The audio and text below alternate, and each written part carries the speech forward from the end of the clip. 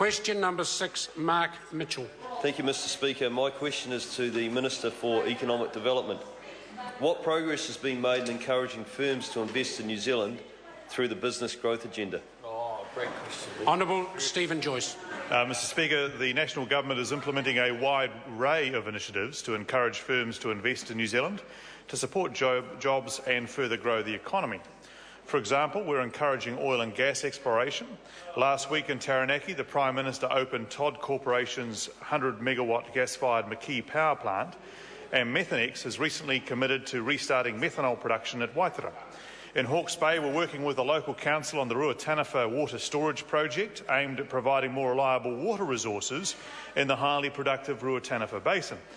And in Auckland, we're constructing the $1.4 billion Waterview connection, the biggest transport construction project in New Zealand's history, which is the key to reducing congestion across Auckland's motorway network and encouraging economic growth in our largest city. Supplementary question, Mark Mitchell. Thank you, Mr Speaker. To the Minister, what is the government doing to encourage more investment and innovation in New Zealand? Honourable Stephen Joyce. Mr Speaker, the government is working hard across the country to encourage more firms to invest in R&D and innovation.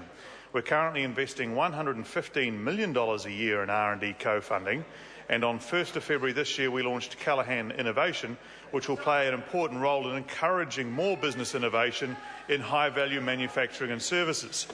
Just today, Mr Speaker, we've seen encouraging data from Statistics New Zealand, which shows spending on R&D by Kiwi businesses up to $1.2 billion last year, which is up 25% since 2010, and is achieving a far better result than the previous government achieved with their abortive R&D tax credits.